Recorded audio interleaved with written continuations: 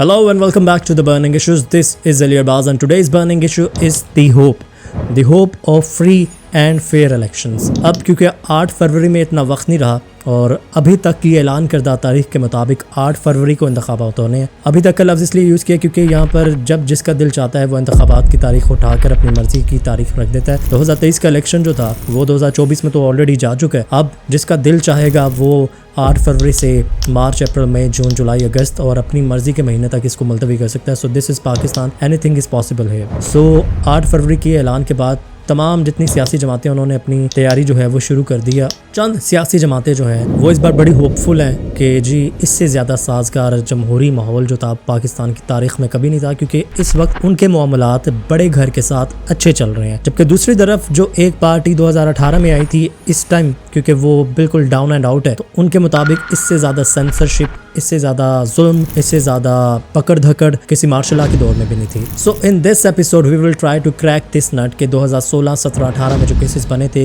कैसे अचानक से 2023 में बिल्कुल ख़त्म हो गए हैं, और 2016, 17, 18 में जो हाइप पे था लीडर वो अचानक से 2023 में सलाहों के पीछे कैसे, और एक नई सारी जो पिक्चर बनी है 2024 के इलेक्शन के लिए वो कैसे बनी है। We will try to understand it logically कि ये सिस्टम कैसे वर्क करता है। So this episode is about this system, the flawed and fraudulent system of Pakistan. So let's begin with it.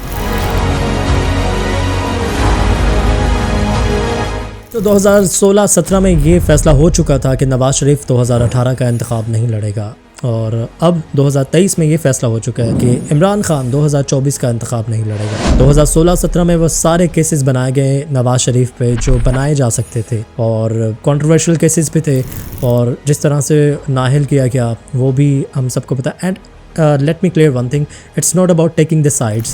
I'm not taking the side of Nawaz Sharif or Imran Khan either, और I'm just trying to figure it out on a neutral ground कि 2016 में जब cases बनाए गए थे system यही था, नवाज शरीफ जब बाहर गया तब सिस्टम यही था, इमरान खान को जब लाया गया तब सिस्टम यही था, और अब 2023 में जब नवाज शरीफ को वापस लाया गया है तब भी सिस्टम यही है, और इमरान खान को जब अंदर किया गया है तब भी सिस्टम यही है।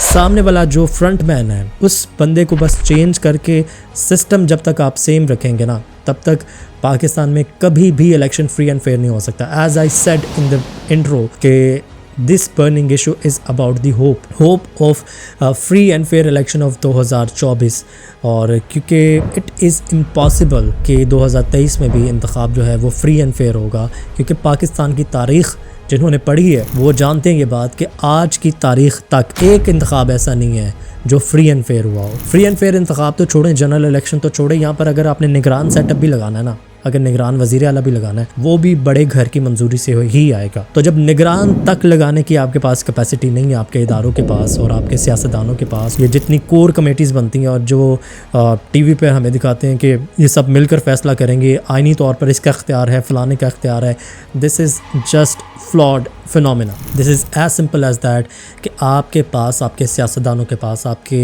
इदारों के पास इतनी कुव्वत और इतनी कैपेसिटी नहीं है कि ये निगरान सेटअप भी अपनी मर्ज़ी का ला सके। तो डू यू थिंक कि जहाँ पे निगरान सेटअप नहीं अपनी मर्ज़ी का आता, वहाँ पे आम इंतखाबात और वहाँ पर वज़ीर आज़म जो है वो आवाम के वोट से आएगा। अब क्योंकि हम एक और इलेक्शन में जाने वाले हैं, तो उस इलेक्शन से पहले जिस सियासी जमात के ताल्लुकात बड़े घर के साथ अच्छे हैं ना, उसके मुताबिक इससे ज़्यादा साजगार माहौल मुल्क की तारीख में ना कभी था इंतखाबात के लिए और ना कभी हो सकता है। और जिस सियासी जमात के ताल्लुकात ख़राब हैं जो कि PTI है, उसके मुताबिक इससे ज़्यादा सेंसरशिप, इससे ज़्यादा पकड़ धकड़, इससे ज़्यादा खवारी जो है वो मार्शल लॉ में भी नहीं थी। लेकिन हकीकत ये है कि अगर आपने लिटरली एंड सीरियसली इस चीज़ को ठीक करना है तो इंतखाबात से पहले आपको सिस्टम को एड्रेस करने की ज़रूरत है। नवाज शरीफ, इमरान खान, आसिफ अली जरदारी, मरीम नवाज, शहबाज शरीफ और दीगर जितने बड़े चेहरे हैं मुल्क की सियासत के, इन सबको अगर पता है कि केसेस कैसे बनाए जाते हैं, केसेस कैसे माफ़ होते हैं, बाहर कैसे भेजा जाता है, वापस कैसे बुलाया जाता है, और अचानक से केसेस माफ़ करके इनोसेंट कैसे बनाया जाता है, इस सब पता होने के बावजूद अगर आप इकट्ठे नहीं हो रहे सिस्टम को ठीक करने के लिए, तो फिर आप बहुत मेरिट पे जलील होते हैं, बहुत मेरिट पर आप लोग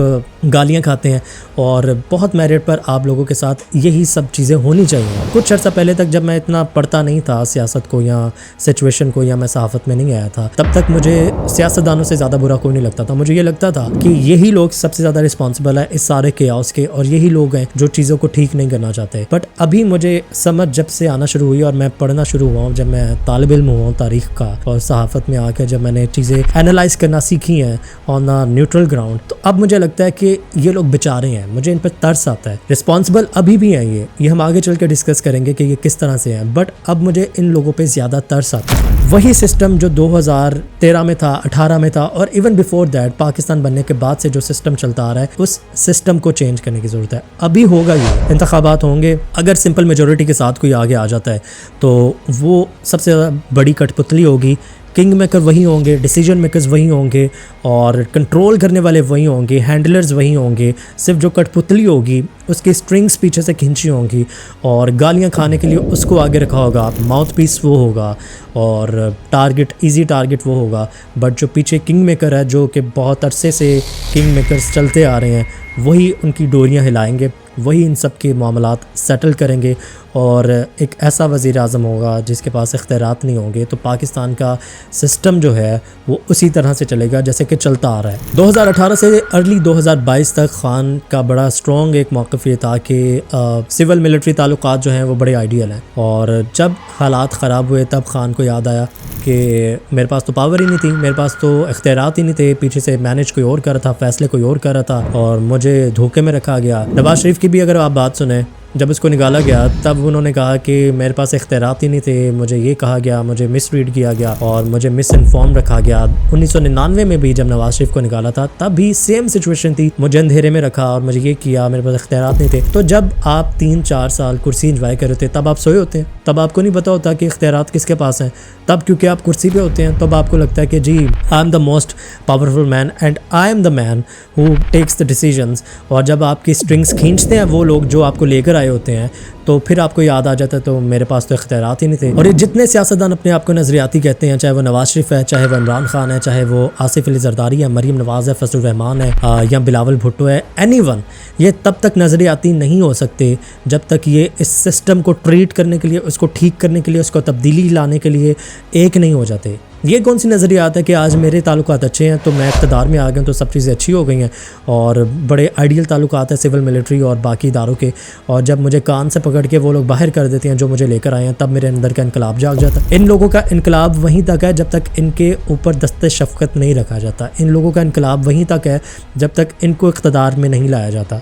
जब ये इक़्तिदार में आ जाते हैं इनका सारा इनकलाब सो जाता है और दूसरी पार्टी का जाग जाता है जो ऑपोजिशन में होती है। जब तक सिस्टम को ठीक नहीं करेंगे, जब तक सिस्टम को ट्रीट नहीं करेंगे, तब तक 2024, 2029, 2035, 40, 50, 60, 70, 2080 तक का इलेक्शन जो है वो इसी तरह फ्लॉड होगा, जिसमें आप एक पार्टी जीतेगी जो कि कठपुतली बनेगी। कठपुतली बनने के लिए इतने ज़्यादा फंड्स इस्तेमाल करके वो कठपुतली बनेगी, और जो दूसरी पार्टी होगी जो रह जाएगी वो धांधली का शोर मचा देगी। यही तो चलता आ रहा है पाकिस्तान की तारीख में। तो जब तक सिस्टम को ठीक नहीं करेंगे ना, जब तक सिस्टम को ट्रीट नहीं करेंगे, तो यही इंस्टेबिलिटी, यही अदम इस्तेहकाम और यही अफरा तफरी और यही धरने और यही सब चीज़ें होती रहेंगी। हर 2 साल के बाद नई सर्कस और नए केसेस और नई अदालतें और नए जजेस और नए माफ़ीनामे और नए गवाह, और यही विशियस साइकिल में मुल्क चलता रहेगा। System, we need to correct the system first, उसके बाद इंतखाबात होने चाहिए। This is my personal view and with this hope कि कभी ना कभी पाकिस्तान में भी इंतखाबात जो हैं वो फ्री एंड फेयर होंगे और दूसरा पार्टी जो है वो